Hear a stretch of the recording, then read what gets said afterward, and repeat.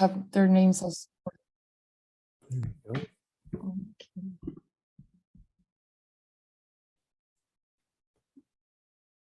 Полиночка, выдай права, пожалуйста, нам всем на запись, кто просил.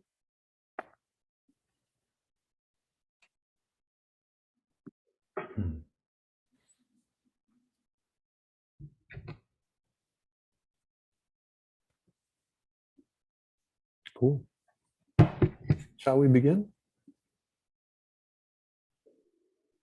Paulina, give us the word when everything's set up. Yes, I'm giving you the so who asked the permit? Good morning, Michael. Thank you for teaching. Good morning. Thank you for inviting me.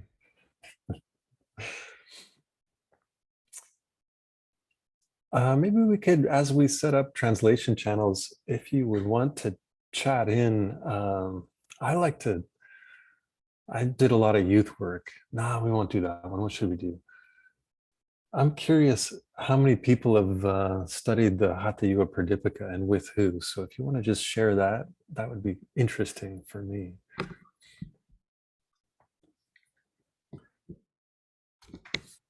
And I'll just kind of gawk at everyone's faces on the screen and say hi. We'll get set up here in a second.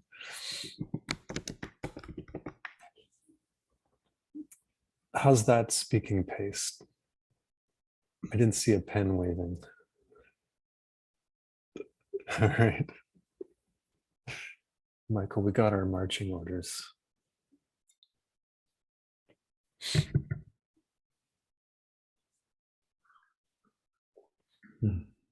Thanks for bearing with us. We will start in just a few minutes.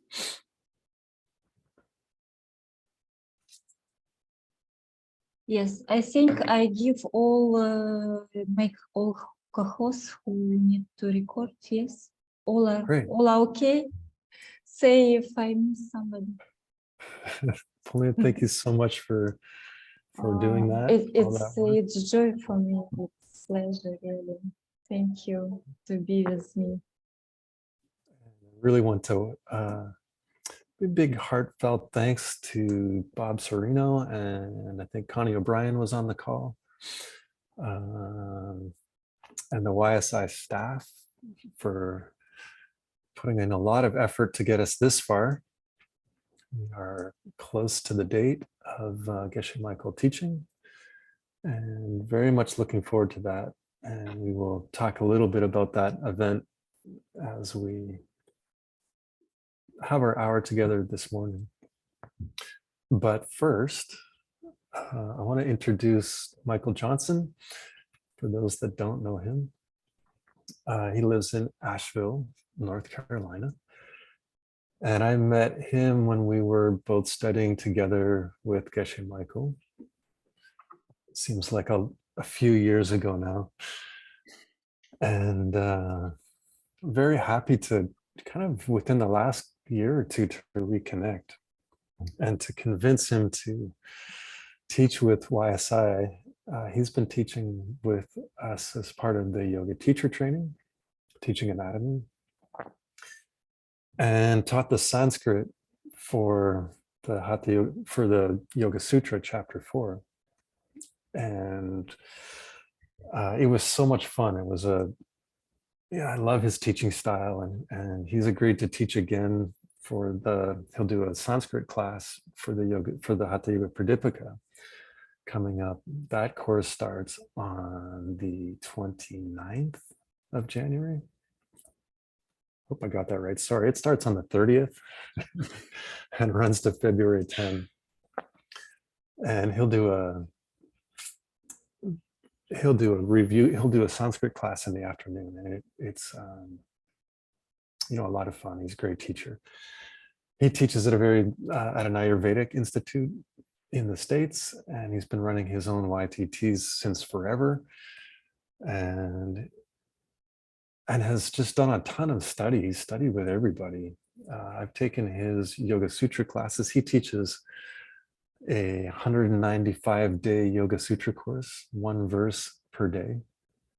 And I've also taken his pranayama class with him and his dog Blue, who showed up a second ago. And all of that he runs off his website, and there's a ton of content on it. And so I don't know, maybe someone can chat in the chat his website. People really encourage you to check it out. But what I don't want to go too much, it's not a course on him, but what I really admire is that he takes all the philosophical wisdom and really seems to apply it in his life, and keeps it practical and keeps it relevant, and focuses on using yoga to be a better person and a better husband and a better father of his 4-year-old, 5-year-old? He's 7 now. 7, oh my God, year old boy. And I take a lot of inspiration from him on both those levels, the intellectual level, but then keeping it real level. And that's rare sometimes, I find, in my world. So I really appreciate you coming in and joining us today. Well, thank you so much for that incredibly generous introduction. We're going to leave a little bit of time at the end for Q&A. So if questions come up, you can chat them in, and we'll try to get to a few of those at the end of class.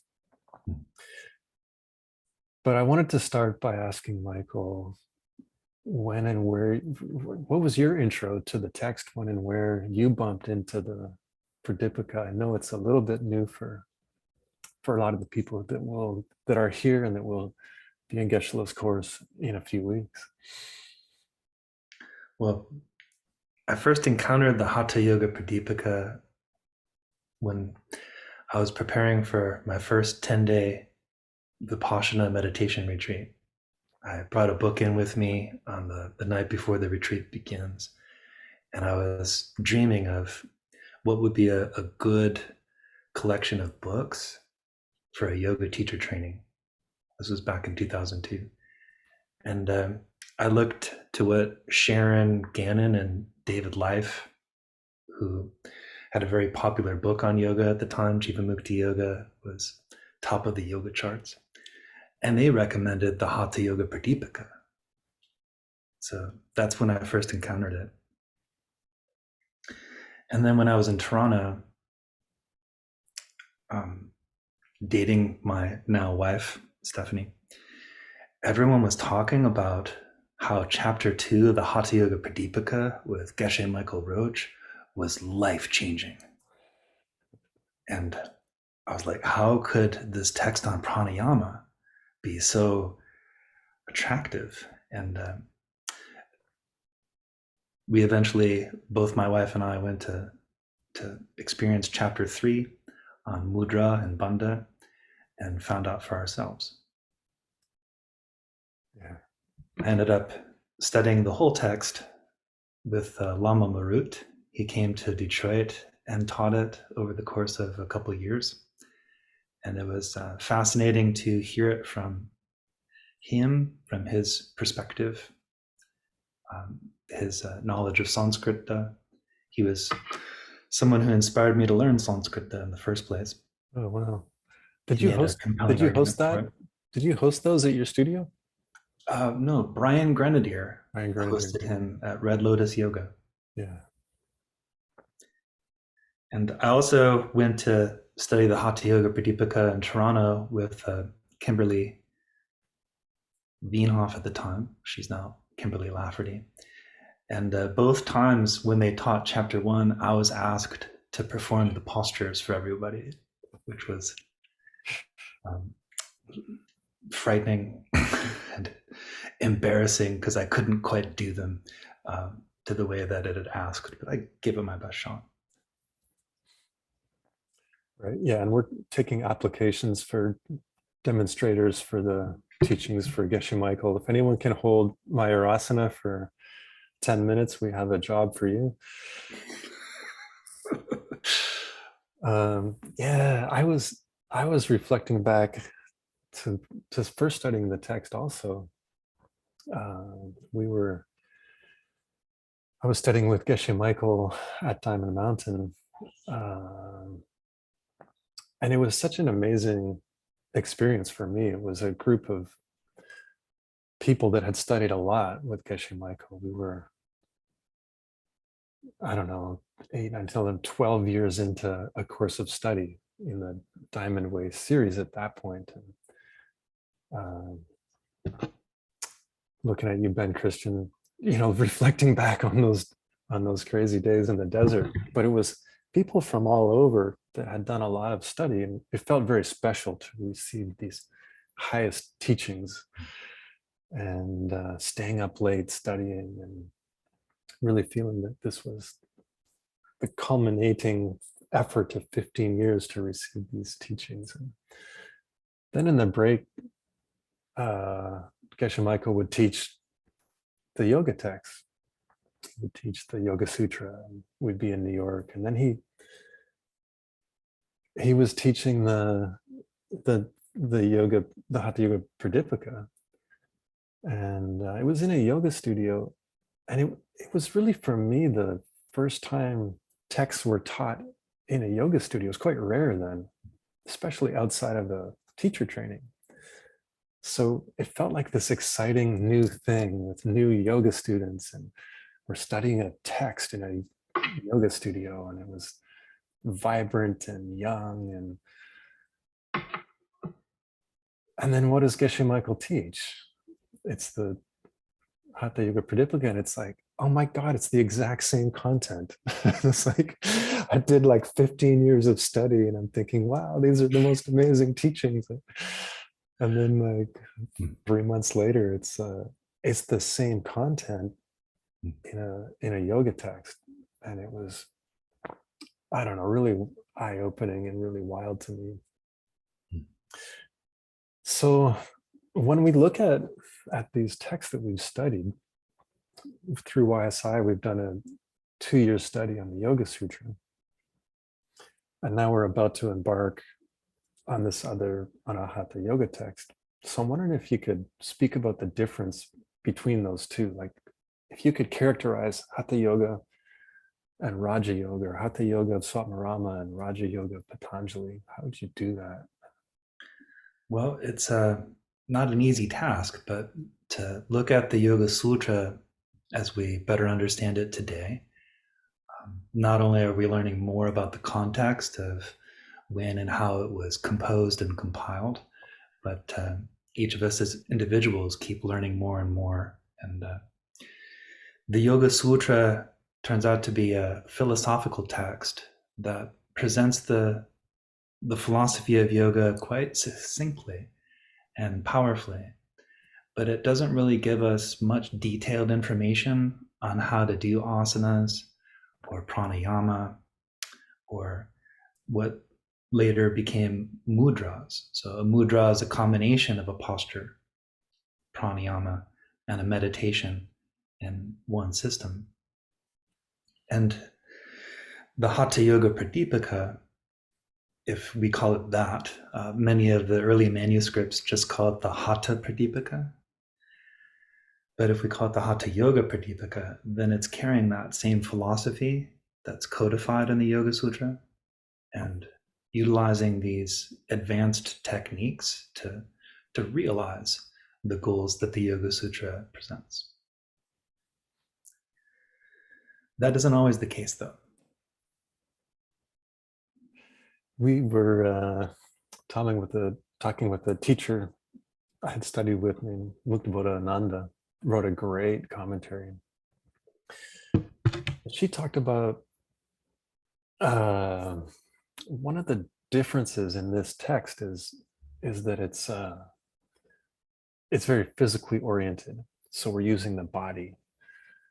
And the theory being that it's too hard to work on the mind with the mind directly. What's that all about? Like, why not? Why can't we work on the mind with the mind? And how does working with the body help or relate to that? Well, there's a lot of ways that one can go about attempting to master the movements of their mind, to Nirodha the Chittavriti. But one of the things that you find in the Yoga Sutra that's emphasized from the very beginning is stillness, sthiti. Stillness of the body is a prerequisite for deep states of concentration. And there's what's called polyvagal theory now that demonstrates if you can comfortably settle your body into stillness, this involuntary engagement of what's called the dorsal vagal brake allows stillness of the body to become automatic. And then one can go into much deeper concentration states and not just calm their mind, but do some work transforming the afflicted impressions to being unafflicted. That's a patient process. And for someone like myself who has hyperactivity disorder and trouble with impulse control, that's a big ask.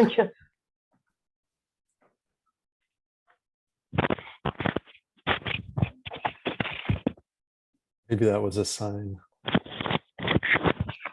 It's a big ask to have me sit still for a long period of time. But if I practice these postures or breathing techniques, it makes it not only accessible, but it allows me to develop that capacity for impulse control.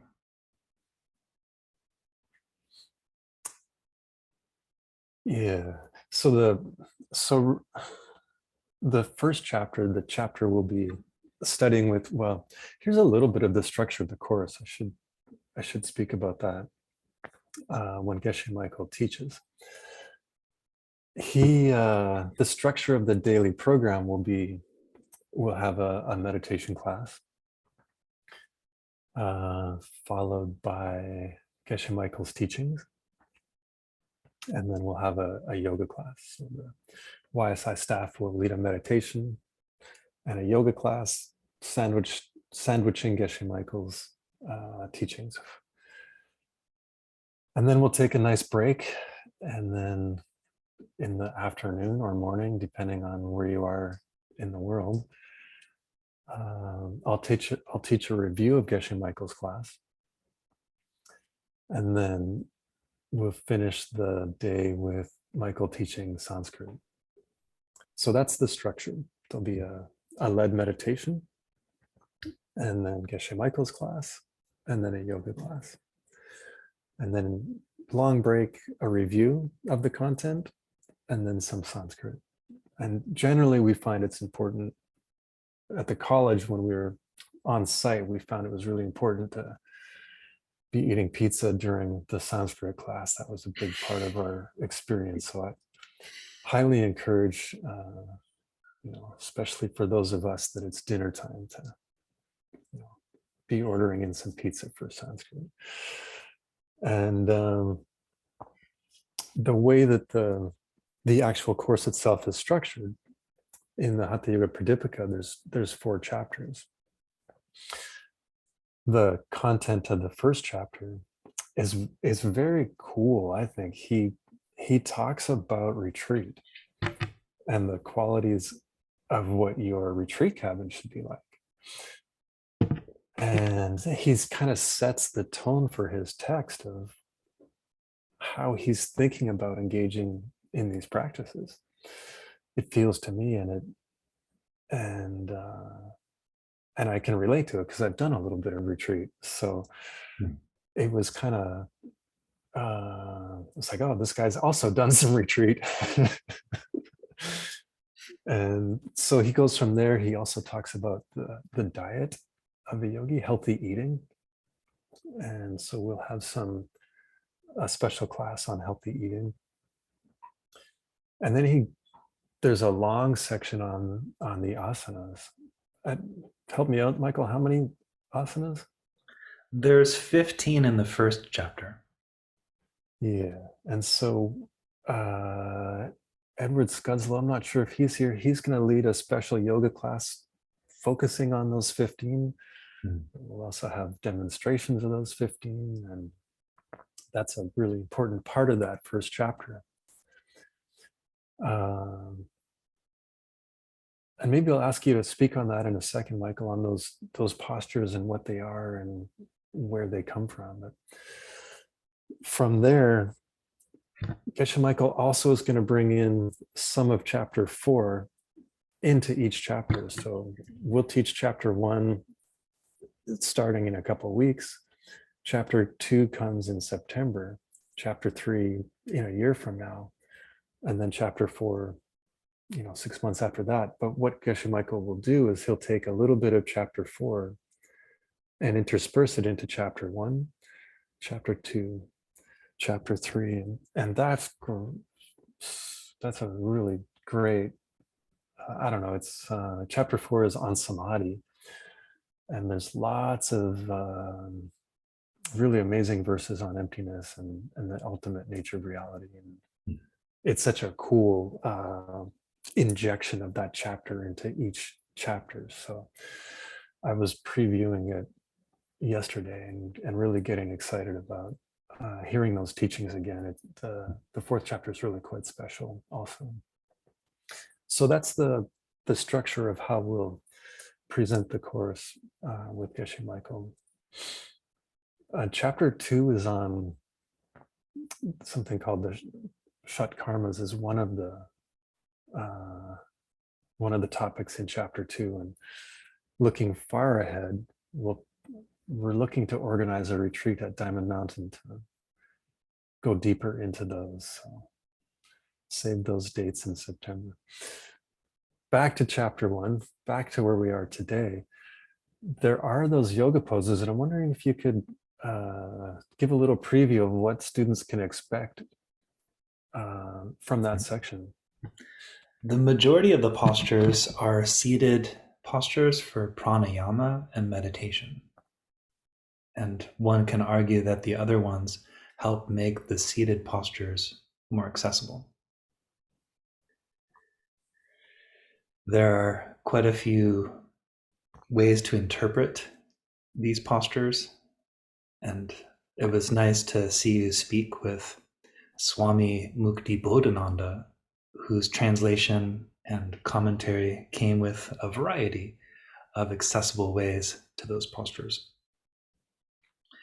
It'll be nice to hear this text again from Geshe Michael, who is not only a Sanskrit scholar, a philosopher, and someone who's actually practiced these things and can make sense of it from that perspective of caring enough about the material to actually put it into practice. There are some postures that are just not, I think, possible for a lot of people, like the full lotus requires a certain bone structure that not everyone is born with. But if you're not attached to that specific shape of the posture, you can take the essence of what's being communicated and adapt the posture to fit any body style. As far as the place where you practice, this text comes from the 15th century.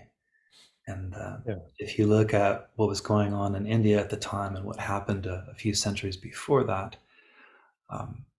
practicing yoga this intensely wasn't necessarily socially acceptable. And there's an argument to making sure that you're in a well-governed area and to keep what you're doing to yourself and not talk about it to everyone. That's not in the Yoga Sutra. That's an interesting transformation. Do we see is this the first text where we see a yoga series? Like, is this a thing where we see do this pose and then this pose and then this pose into something that maybe reflects what we've come to know as Hatha yoga? Not as a gentle exactly. flowing yoga. There is no overt or explicit or obvious method to the presentation of the postures. That said, one can certainly project that idea on there and make up a story. Many have. For example, first you do the warm-up postures, then Shavasana, then the seated postures for pranayama and meditation. A lot of people have looked at that and built the way that they teach yoga classes on that overall arch. That seems to follow from what's in the Hatha Yoga Pradipika. But sequencing, there are earlier texts that are on Hatha Yoga that the Hatha Yoga Pradipika has borrowed from, and later texts that add some of the more common elements that you see in a yoga class today. But the cool thing about the Hatha Yoga Pradipika is that a lot of the most relevant information about Hatha Yoga is in this one compendium. Yeah, it really feels like a encyclopedia of practices. So we're not going to see Surya Namaskar A and B. Not in this text. So how do we go from this text to what we think of as a yoga class today, as Hatha Yoga today? Well, you're going to find a lot of more relevant information in this text than you would the Yoga Sutra for not just specific breathing techniques, but the application of bandhas. So, for example, when you're practicing pranayama, mula bandha is something that you want to implement and maintain, and it offers precise instruction on that for men and for women, which is also a notable aspect of this text. It also talks more in detail about Jalandhara bandha and Uddiyana bandha, and the combination of all three at the same time, Mahabandha. So you'll get a lot more insight into how the techniques that are common in yoga classes today derived from this era, which this text, I think, is a great sample of the best techniques that were around in the 15th century. Yeah. Cool. Yeah, go ahead. Well, I was going to ask you a question, see as how you did a 3-year retreat and you had studied this text. Was there anything that you found particularly useful during your retreat from this text? Yeah, one of the things that when I think about this course, all of us have studied with Geshe Michael, I think, recognize that he's such an amazing scholar. He's had his, he's had his nose in the books for so many decades. I hope that translates into other languages in some way that makes sense. But, just as far as somebody that's saved so many texts, translated so many texts, created a massive database of texts, that's one thing. And so when I look at the Yoga Sutra, it's quite easy to find teachings on the Yoga Sutra. There's 1 billion classes on the Yoga Sutra in the world, teachers teaching the Yoga Sutra, commentaries on the Yoga Sutra. But it's not true of the Hatha Yoga Pradipika. There's not a lot of commentaries. There's very few translations as compared to the Yoga Sutra, especially. And not a lot of people teach it. And one of the reasons I think is that you really need to have a very dedicated yogic life to be practicing all of these practices. And for me, I wonder if you really need to be in retreat. I don't think that's quite true, but it's certainly helpful. And so to have a teacher that's been in 3-year retreat like Geshe Michael, to be able to have the time to focus on a very pure diet so that the body is in a pure place, to be able to tune out the world for a substantial amount of time so that the mind is in a still, quiet, focused place, and then have the time to really dive into kind of what Michael was saying, like this assortment of practices, which isn't necessarily linear. It's not like do this and then this and this and then this. It really feels to me like what an amazing opportunity to study from someone that's a scholar, that's done the retreat, that has the time to do that practice. And that was what it was for me, to especially the section on the Shat Karmas, the cleansing practices. And what I learned was we have this physical body. I was taught how to clean the outside of my body, but I wasn't taught how to clean the inside of my body. And so there's all of these practices to learn how to clean the inside of the body. So I got the chance to do them, and some of them are pretty wild. Like there's the doughty cloth, where you take a strip of cloth and swallow a 3-meter cloth into your stomach and then pull it back out. Neti, sutra neti, and some of them are quite extreme, and some that I learned, like that doughty cloth, it wasn't very effective because it's a treatment for a specific ailment that I didn't have. I don't have asthma.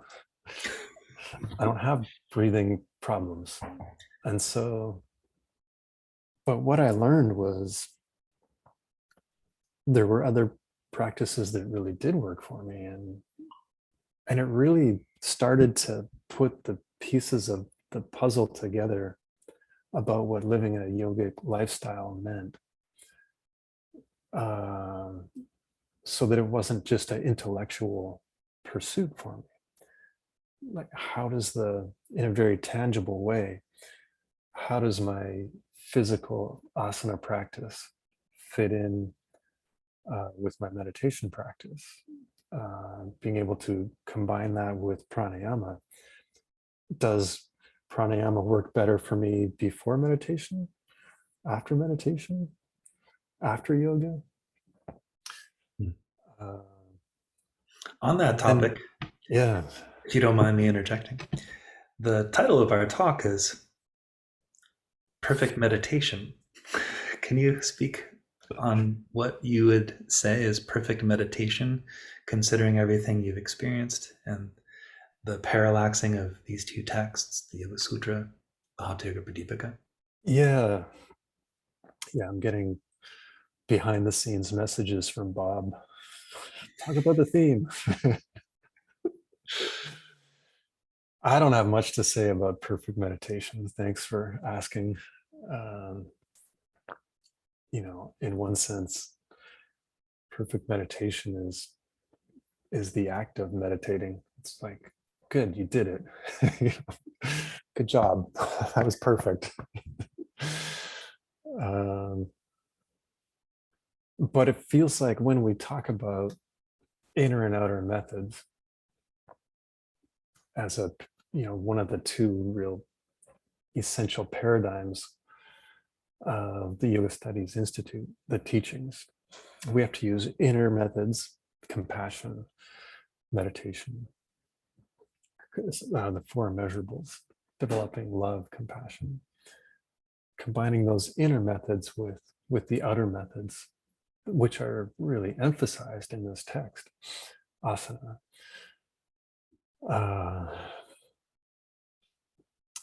the kriyas, the bandhas, the pranayama, that those do come together in a more powerful way. If we remember Geshe saying, hey, look, if you have inner methods and outer methods and you combine them, it's not like it's twice as powerful. Right? It's not like we've just doubled the power of the practice. He's like, it's 100 times, no, 1,000 times, no, it's 1,000,000 times more powerful. And so, yeah, to me, it just, the elements of the practice made more sense when things aren't so disparate. Pranayama is not like a little section of the world over here, and then meditation is somehow over here, and maybe maybe pranayama is combined 5 minutes before yoga class, and then we have a 5-minute just the pieces all fit together in a way that for me during retreat was very visceral about how all of that fed into a stable state of mind, including diet, including, I was listening to a podcast. What's the number one reason people aren't able to attain a state of focus? Like, what's the number one reason that prevents people from attaining what is for them their ultimate optimal state of focus? And it was sleep. It was a lack of sleep. And that was really apparent to me in retreat, that part of my yoga practice is gotta be what am I eating? And finally, I I remember giving a talk in New York, and my partner Sarah, who wasn't my partner at the time, was at that talk. And I said something like, a question came, what did you learn in 3-year retreat? And I said, I learned how to eat and I learned how to sleep. And she said, she was like rolling her eyes. 3 years and that's what you learned? How to eat and how to sleep? And but it was true, and it was a really important part of that process of getting deeper into my practice. And the pieces of the puzzle start there: sleeping, eating, and then all of the other physical practices kind of made sense. The yoga, the meditation, getting to try out practices like Trataka, looking at a external candle flame. Chataka, for those who don't know, is a great way to get started with developing stable, clear, and calm attention, or shamatha, as you do it with your eyes open in a dimly lit room. You look at a candle flame without blinking until 3 tears fall from each eye. It sounds so easy, but if you can stick with the discipline and sit there, it can take 20, 30 minutes, especially if you're dehydrated. It could take a long time. But when you practice meditation, or at least concentration that way, you can make some significant progress. But Chataka and Kapalabhati, which is this forced exhale, relaxed inhale, done for a minute, like this. These are all techniques to balance out wind disturbances, such as a vata imbalance. And if you don't have these disturbances, you don't really need to do these techniques. But as a yoga teacher, in a lot of the yoga teacher trainings I've taken, we were asked to do all of them, so that in the case that we needed to teach someone one of the shat karmas, we would be able to do so. Those were the 3 times in my life that I did the sutra neti, where I was asked to stick it was actually a catheter taken right out of the package, but to stick it in my nose and put it all the way in the back of my throat and use my longest fingers to grab it and then pull it through.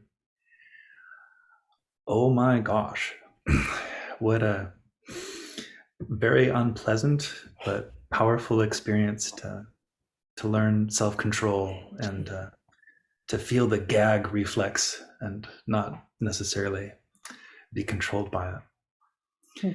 But neti comes from a much earlier teaching of yoga philosophy, from Uddalaka Aruni and Yajnavalkya, and it means this is not me. This is not me. Jalaneti has a much more widespread practicality where you pour water in one nostril, goes through your sinus cavity, and comes out the other nostril. Again, whatever comes out the other nostril, you just repeat, not me, not me. Niti.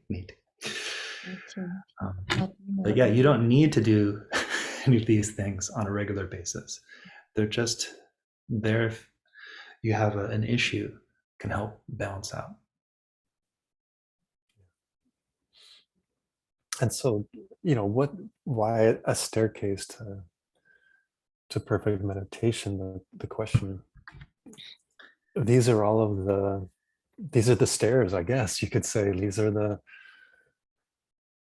especially in this text, in the first 3 chapters, the outer components of outer methods that we can do with the physical body that allow us to purify the body, that allow us for the body to get stronger, that allow us to more capably work with the inner body, the subtle body, and then the connection between that and the mind. And so it's the text has a different feel than the Yoga Sutra, which is a text on samadhi also, but very much focused on philosophy and meditation. And yeah, the Hatha Yoga good Pradipika, chunk on powers. Yeah, it came about 1,000 years later or more. And the text itself says that Hatha Yoga, where you work from the outside forcefully, but not harmfully.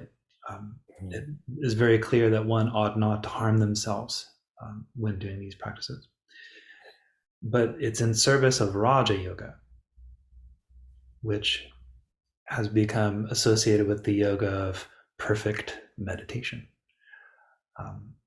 The way that we understand Raja Yoga today has greatly been shaped by Swami Vivekananda from the 19th century, who equated the Yoga Sutra Patanjali as the Raja Yoga, which hasn't always historically been that case, but he made his case for it.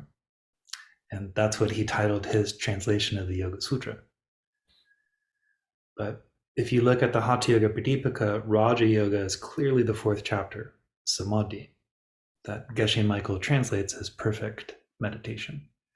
The Sama part of Samadhi means balanced or perfected. And then the Da part of meditation means to sit, to sit down. It's worth noting that the Samadhi in the Hatha Yoga Pradipika is way more informed of Vajrayana Buddhism, as well as Advaita Vedanta, and some of the schools that were at play since the Yoga Sutra had been completed, and it beautifully integrates them. The staircase is physical, working from the outside in to develop a healthy, strong, stable body. But there's also a philosophical component working from the inside out through the mudra and bandha section that prepares one to be able to make sense of the 4th chapter. I've heard a lot of critical takes on the 4th chapter, that it's just a hodgepodge of ideas that make no sense, strung together. And I think this is an example of what's called interpretation, where a person is confusing their projection with the thing that they're projecting on. And if you understand yoga philosophy, or Vajrayana Buddhist philosophy, you might be able to see that there's a coherent argument being thread from the beginning to the very end. So I look forward to revisiting this text with someone who has the expertise to be able to teach it philosophically. Yeah. Let's tap into some questions. If someone wants to raise their hand and unmute, please do. I'll take the first question in the chat. With all these practices that are meant for retreat, how do these carry into a normal life? I was worried about how to present this and not leave people thinking I need to be in retreat to do them. That's not what I meant to say. I felt very fortunate to have that time to focus on it deeply. And as a teacher of these practices, that was really advantageous. And it's true, Swatmarama seems to be setting that stage. But it's not a retreat. It's not things you do in retreat. It is things we do in our daily life. It's just retreat is a great place to learn them. But I think what's important is we get a taste for these practices and then we try them out. And then do they work? Are they relevant to me? Are they helpful for my practice? And if the answer is yes, then great. Then incorporate it into your sadhana, into your daily practice. If they don't seem effective, then don't stick catheters up your nose. It's okay. It's not that important. But it's all, to me, ideas and practices that, there's way too many to do all of them every day, but which ones are effective, and which ones are remedies for issues that I have, and then we incorporate it into our practice. So I don't mean to say that they are for retreat. I don't mean to say that they're not for normal life. They are. Yeah, like that. Yeah, especially in the third chapter, there's what's called Viparita Karani Mudra, where nowadays we usually rest our legs up against a wall or put a block or a bolster underneath the pelvis and just elevate the legs. This eventually became the shoulder stand, an inversion where you're working from the outside in with your posture, especially being inverted, and the inside out through a combination of pranayama and a powerful meditation technique. And you can not only just practice that whenever you want in your daily routine, but if you're a yoga teacher, you can study that, and whenever you teach shoulder stand or legs up the wall, you can have a much better understanding of what it's for and how to do it optimally. Yeah. Michael, I don't know if you can see the chat, but there's a question. Does one need to perfect lotus pose so that they have a perfect concentration and attain great realizations? Can you comment on that? That sounds like an interesting loaded question. So if taken literally, I would say that would be a great impediment to one being able to sit long enough comfortably in meditation. Although some are born with the bone structure to do lotus quite effortlessly, I wasn't. I'm like right on the cusp. It took me like a couple of years to be able to sit in lotus, and then a couple of years after that to sit for an hour without changing my posture. And though I succeeded in that, I also succeeded in irritating my knees, as I just barely have the bone structure to hold that. Now that I'm older and understand a little bit more, if you take lotus more figuratively as the flower, the fragrant flower that transforms the stinky, yucky mud, the metaphor there is, I think, the essence of lotus. And crisscross applesauce is not necessarily what is required. There are a variety of seated postures in the Hatha Yoga Pratipika that you can choose from.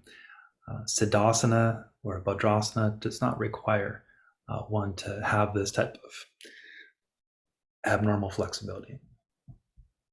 Yeah. We have 8 more minutes. If there's a question live, please just raise your hand and your metaphorical. Oh, someone asked another question. How and why is this teaching fit busy life? What if people miss some classes during the course? Can they still understand afterward? Everything's recorded. Yeah. Right? Yep. I'll answer the second part. Yeah, everything will be recorded. If you miss, there will be an opportunity to listen. And yeah, it will, it will, don't not take a course because you're going to miss one day. That would be unnecessary.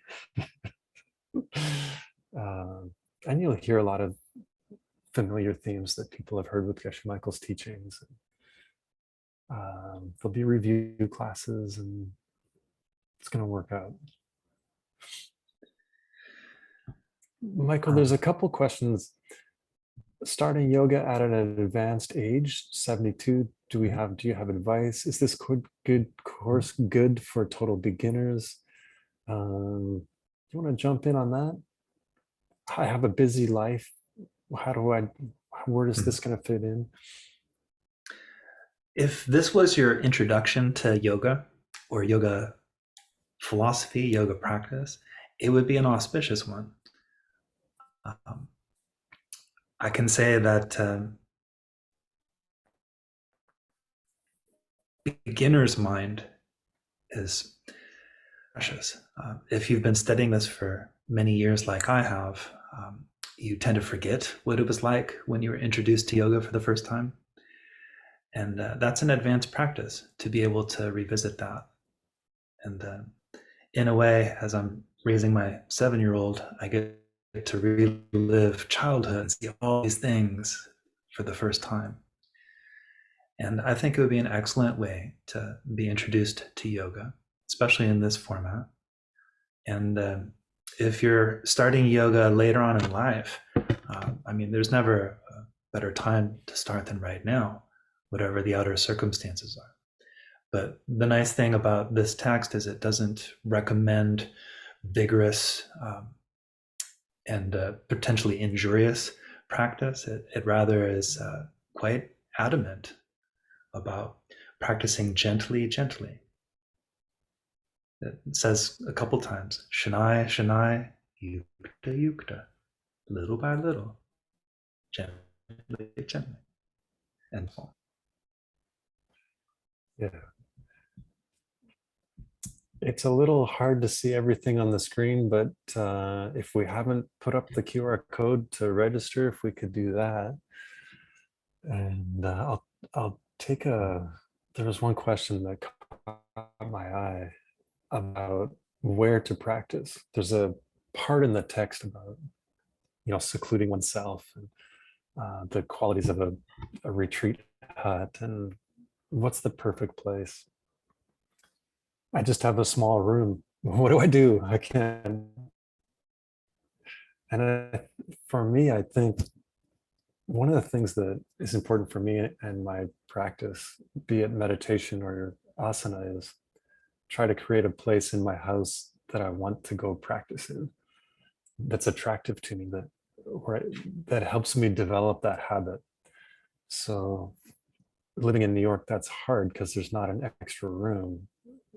I'd like to have an extra room where my mat is always out staring at me like you haven't done your practice. Like every time you walk by and the mat's there, it's like, there's my mat.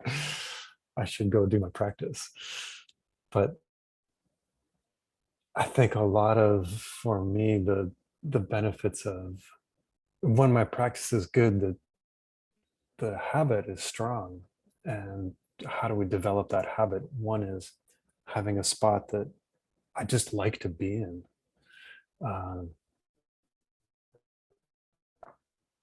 I have a lot to say on that, but not a lot of time. But I would think about that, like, how can we create our lives in our physical space and in our mind that is conducive to creating a habit? It's just so important. It reminds me of, when we're in meditation, there's a tendency when we wake up to being distracted. Oh my God, I've been daydreaming about UFC for 10 minutes, or thinking about lunch. I've been thinking about yesterday, and I'm so bad at this. It's so hard. I suck. I didn't do my yoga practice today. I don't even know where my 6 times book is. We're so hard on us that the mind doesn't, that's not an attractive place to be. And so the more we can be like, oh my God, I just woke up from daydreaming and now I'm present in the present. I'm here and it's beautiful. And it's got this sense of love and mystery and wonder and a lack of worry. And then we're reinforcing the mind to want to wake up again. So if I go into a room that I like, and maybe there's some beautiful art. We're going to show some art of Ben Christian's during the course, and direct people to his version. I was up on him. So, then there's these inspiring images. I don't know, he would go into retreat and come out and paint these images and go back and retreat and come out and paint these beautiful images. And then it's like, oh, I want to be in there. I want to be in that room. I want to do my practice. And then if I can be like, oh yeah, that was the perfect meditation because I did it.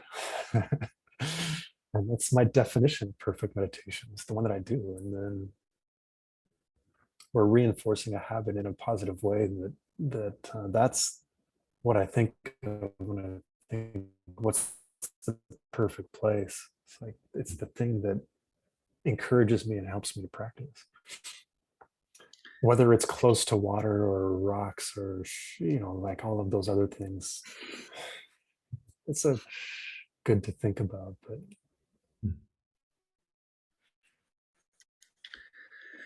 Do we have time for one more question? sure. Sure, we make the most of it from attending this training, especially if we have training in other traditions with other teachers. I would say by practicing yoga, by practicing the choice to approximate control over your mind and to live in harmony with your values, even if you're a work in progress, and choose to agree or disagree.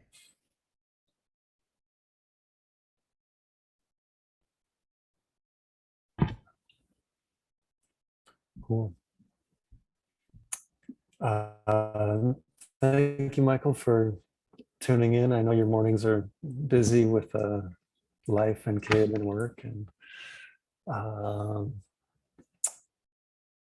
thank you, Paulina, for organizing, and all of our translate.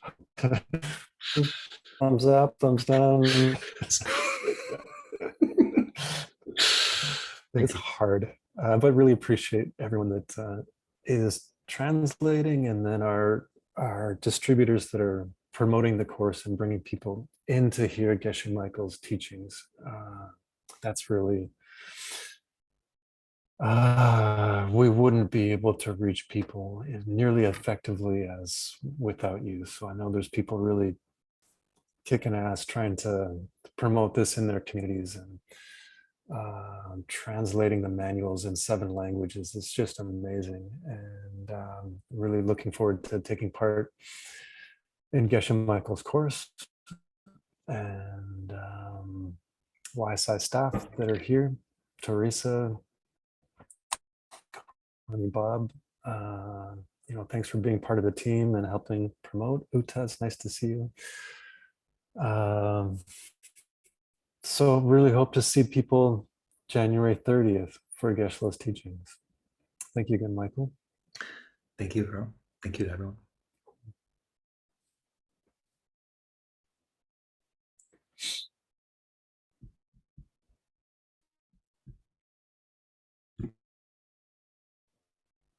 Beating death to death. Sounds great.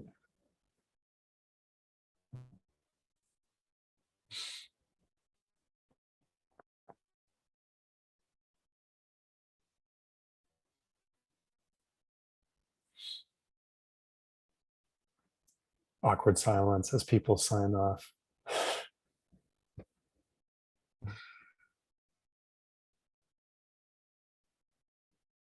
All right.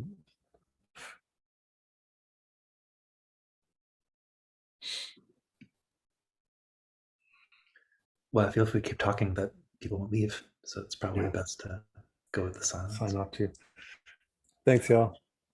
Be well.